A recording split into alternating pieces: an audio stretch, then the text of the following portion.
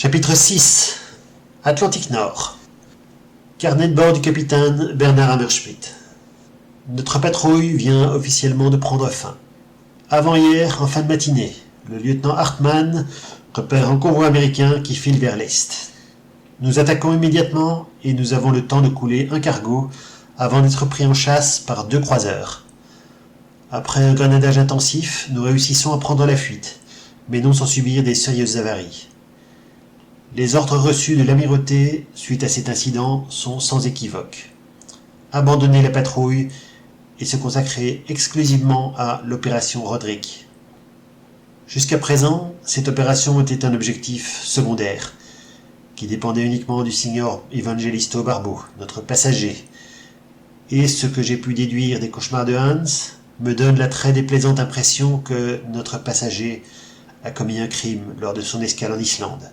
Pas un simple crime de guerre comme ça se pratique contre une population hostile, mais un véritable assassinat crapuleux, dont les motivations m'échappent encore.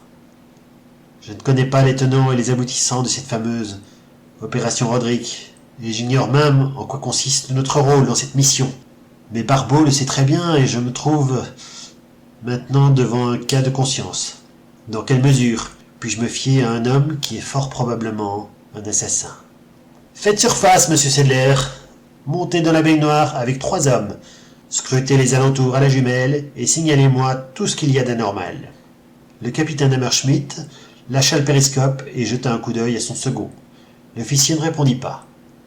Monsieur Sedler, répéta Hammerschmidt. Pardonnez-moi, capitaine, j'étais en train de réfléchir. Il ne faut jamais réfléchir en temps de guerre. Sinon, on se fait tuer bêtement par des gens qui ne réfléchissent pas et qui agissent. Un bol d'air frais vous fera le plus grand bien, et à moi aussi. Gutermann, prévenez le signor Barbeau que c'est le moment de sortir de son trou. Bien, capitaine, répondit le matelot. Je vous envoie son excellence. Le capitaine Hammerschmidt ne releva pas l'ironie du commentaire. Kurt Gutermann méprisait Evangelisto Barbeau depuis le début du voyage. Mais depuis que le capitaine lui avait imprudemment fait part de ses soupçons, ce mépris discret se manifestait par un cynisme qu'aucun officier ne parvenait à tempérer, à l'exception du capitaine Hammerschmidt, lorsqu'il évoquait leur balade à l'extérieur. Mais ce jour-là, Hammerschmidt n'avait pas envie de tempérer le turbulent matelot, parce qu'au fond, il pensait la même chose. Gutermann trouva le signor Barbeau penché sur une vieille carte marine lorsqu'il pénétra dans sa cabine. « Signor Barbeau, nous faisons surface, et le capitaine souhaite vous voir. »« Eh bien, j'arrive tout de suite, le temps de faire le point. »« Sauf votre respect, monsieur. Votre carte ne semble pas vraiment à jour. Et n'est-ce pas au capitaine de faire le point ? » Sauf votre respect ne correspondait pas à ce que Gutermann pensait du sorcier juif. Mais le matelot avait l'habitude de masquer son mépris ou sa haine par une politesse excessive. Gutermann accompagna ses paroles, ironiquement respectueuses, par un regard glacial. Ça suffisait à mettre mal à l'aise certaines personnes, mais cela n'eut aucun effet sur le signor Barbeau, puisque ce dernier ne daignait même pas lever les yeux pour répondre.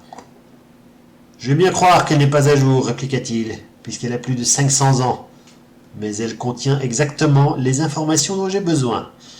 Je sais où nous devons aller, le capitaine sait où nous sommes, et il fixe la route pour aller là où je lui demande d'aller.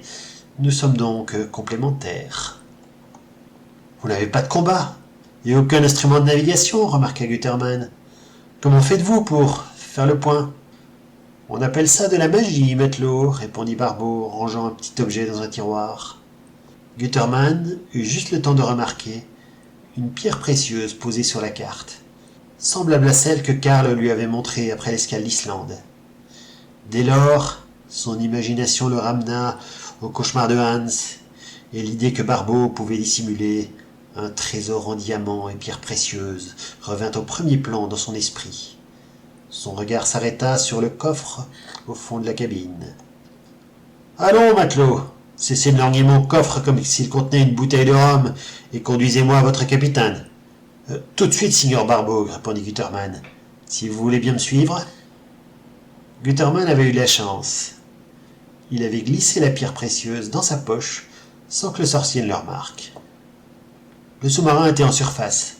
Hammerschmidt et Sedler surveillaient les alentours. Chacun portait une paire de jumelles.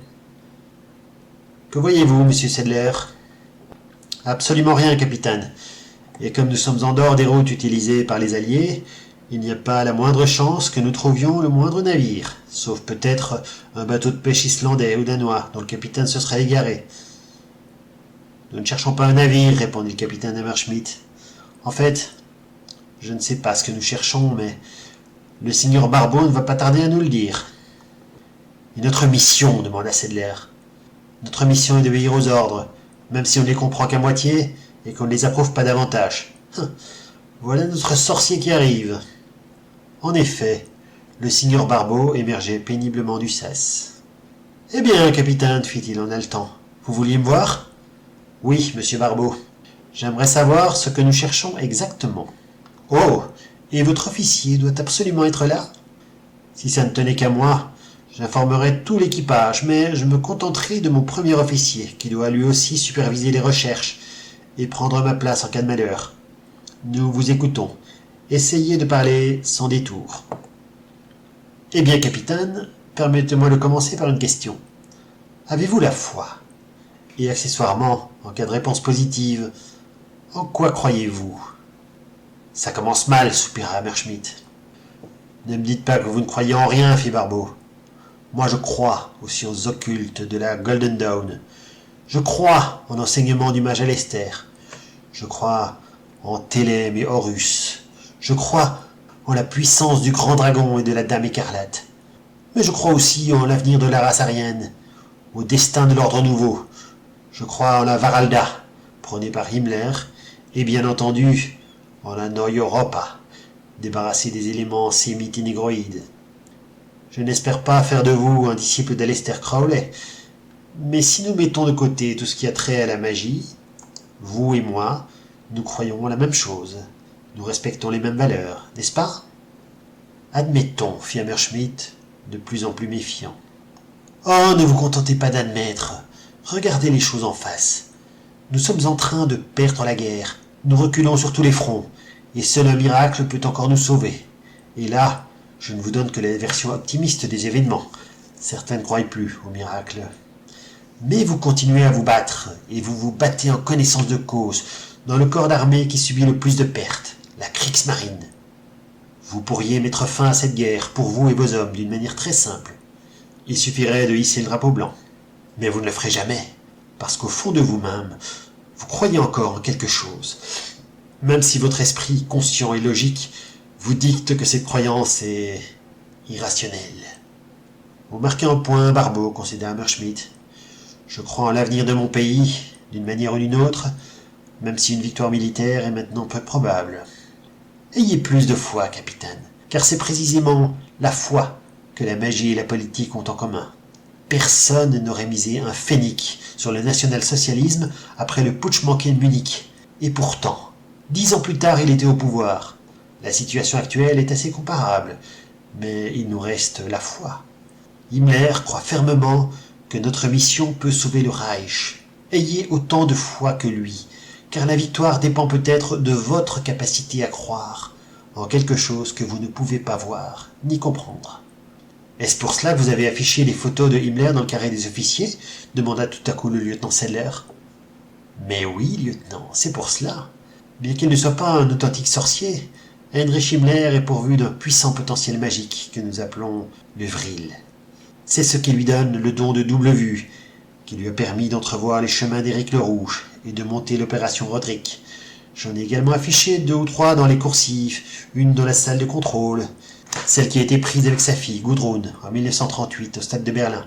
Déjà à l'époque, la petite Gudrun impressionnait son entourage parce qu'elle correspondait exactement à l'idéal arien. Et c'est encore plus vrai aujourd'hui. Cette photo et d'autres, sur différents thèmes que j'ai placés au point stratégique du navire, illustrent très exactement ce pourquoi nous nous battons.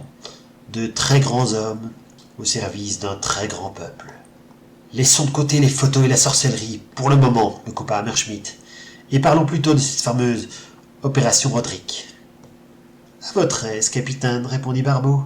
Comme vous le savez sans doute, Eric Thorvaldsen, plus connu sous le nom d'Éric le Rouge, ou Roderick, a été banni d'Islande, après avoir commis un meurtre.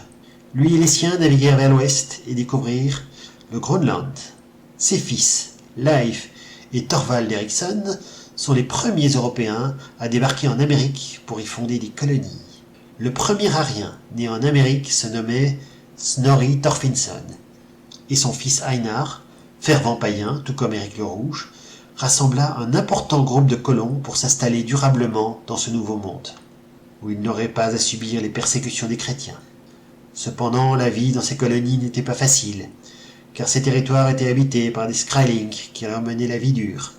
Einar Snorrisson mena une flotte de 40 knarrs en direction d'une terre qu'ils venaient de découvrir. Mais ils ne sont jamais arrivés à destination. Ils ont disparu sans laisser de traces au large du Svalbard. Eh bien, ils ont simplement coulé. Non, capitaine, répondit Barbeau, ils n'ont pas coulé. Ils ont découvert un passage vers l'Agartha. Oh, vous ignorez certainement ce que c'est. Sachez donc qu'il y a de vastes zones aérées à l'intérieur de la Terre. Les plus proches de la surface sont explorées par des spéléologues et ne sont pas habitables, mais il existe des zones plus profondes qui ont été colonisées dans un lointain passé, et certaines strates ont vu éclore des civilisations bien plus avancées que les nôtres, bien que leur connaissance soit d'une autre nature. Je ne vais pas encore vous ennuyer avec d'autres histoires de magie, de géants des glaces. Je me contenterai de vous dire que ces civilisations ont été créées par les premiers Ariens, et l'aide de ces peuples frères nous permettra de gagner la guerre. Nous cherchons donc un gouffre qui mènerait au centre de la Terre, une île volcanique. Bravo, capitaine, s'exclama Barbeau. Je reconnais bien là votre esprit pratique. Pour être honnête, j'ignore totalement sous quelle forme se présentera le passage, mais je suis persuadé que nous allons le trouver. En fait, nous en sommes tout près. En longeant la côte de Svalbard, nous allons forcément tomber dessus. Vous savez, signor Barbeau, qu'aucune île ne se trouve dans les parages. S'il y en avait, il y a longtemps qu'elles auraient été découvertes et répertoriées. Nous ne cherchons pas spécialement une île, capitaine, reprit Barbeau. Soyez aux aguets, relevez tout ce que vous trouverez d'anormal, et je n'ai aucune idée de la forme que peuvent prendre les portes de l'Agartha. Les portes de l'Agartha, soupira Hammerschmidt. Un royaume de surhommes, avec des magiciens et des géants et des Skrælings. Autant dire qu'on n'est pas encore arrivé.